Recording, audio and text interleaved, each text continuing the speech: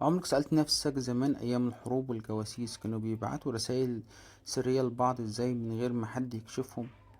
أو ايه اللي كان بيحصل لو رسالة مهمة وقعت في ايد العدو؟ تخيل ان مصير دول بحالها كان ممكن يتغير بسبب ورقة. السؤال ده هنجاوب عليه في آخر الفيديو، بس خلينا دلوقتي في الحرب اللي دايرة جوه جيبك. أيوة، جوه موبايلك. النهاردة يا جماعة هنتكلم عن سلاح المفروض انه بيحميك، بس ساعات السلاح ده ممكن يضرب في وشك لو مش عارف تستخدمه صح. انا النهاردة قررت اخد التجربة واجرب واحد من اشهر التطبيقات اللي مالية المتجر، وهو تطبيق انتي فيروس كلينر بلس بي بي ان، او زي ما هو معروف بتطبيق الحماية الشامل. التطبيق ده اللي بيوعدك انه هيعمل كل حاجة، هيشيل الفيروسات ويقفل التطبيقات، وكمان يديك في بي ان عشان تفتح المواقع المحجوبة، كل ده ببرنامج واحد. هل الكلام ده حقيقي ولا مجرد دعاية؟ تعالوا نشوف. بصوا يا جماعة، انا نزلت التطبيق ده من فترة وقلت اجربه استخدام يومي عشان انقل لكم الصورة كاملة. اول ما تفتح التطبيق الواجهة بتاعته شكلها حديث وتحسسك انك داخل غرفة تحكم نووية، وده بصراحة ذكاء من المطورين. اول ميزة جذبتني وممكن تجذب اي حد هي فكرة الكل في واحد. يعني بدل ما انزل برنامج للقفل وبرنامج للفيروسات وبرنامج للفي بي ان، هو لم الليلة دي كلها في مكان واحد. ودي ميزة نظريا حلوة جدا للناس اللي موبايلاتها مساحتها صغيرة ومش عايزة زحمة. من الحاجات اللي عجبتني فعلا هي ميزة الاب لوك. هو قفل التطبيقات شغالة بسلاسة، وبتقدر تقفل الواتساب او الجاليري باسورد او النمط، ودي ميزة مهمة لأي حد بيخاف على خصوصيته من المتطفلين اللي بيمسكوا موبايله.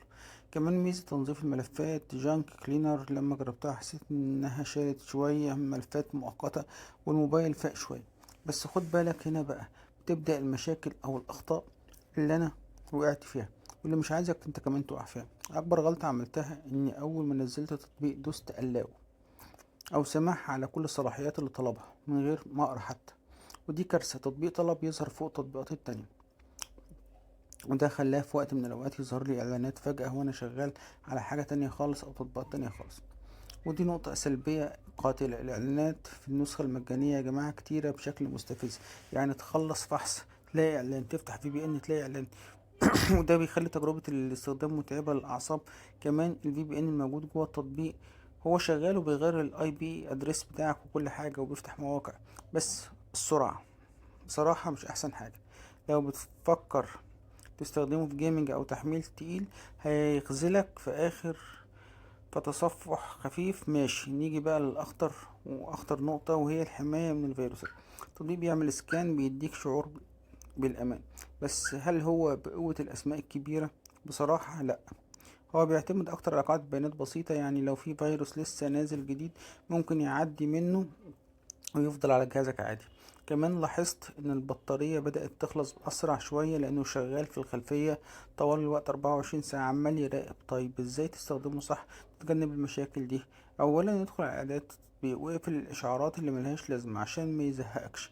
ثانيا استخدم الفي بي ان وقت الحاجة بس، وافصله فورا بعد ما تخلص عشان النت ما يبقاش بطيء. ثالثا بلاش تعتمد عليه كحماية اساسية لو عندك حسابات بنكية ومعلومات حساسة جدا. هو مناسب اكتر للاستخدام العادي، تنظيف الجهاز. وعشان اكون امين معاكم دخلت شفت رأي الناس في البلاي ستور واراء منقسمة جدا فيه، بس اكتر تعليق لفت نظري واخد لايكات كتير كان من مستخدم اسمه احمد بيقول التطبيق ممتاز في قفل البرامج وتنظيف الجهاز، بس الاعلانات بتخليني اكره افتحه. يا ريت المطورين يقللوها شوية لانها بتغطي على مميزات التطبيق. وده بيلخص تجربتي بالضبط. تطبيق مفيد ولو عرفت تتعايش مع الإعلانات واستخدامه بذكاء. طب لو انت مش طايق الإعلانات دي وعايز بديل، أنصحك بتدور على حماية بجد وتروح لشركات متخصصة زي افاست أو كاسبر سكاي.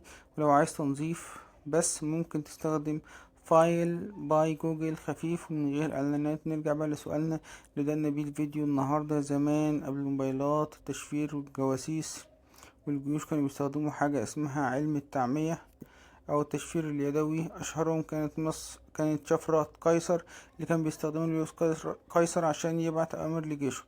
كان بيبدل حروف الرسالة بحروف تانية بترتيب معين، فلو الرسالة وقعت في ايدين العدو هيشوف كلام ملخبط مش مفهوم. وده بالضبط اللي في بي ان بيعمله النهاردة، بس بتكنولوجيا معقدة شوية.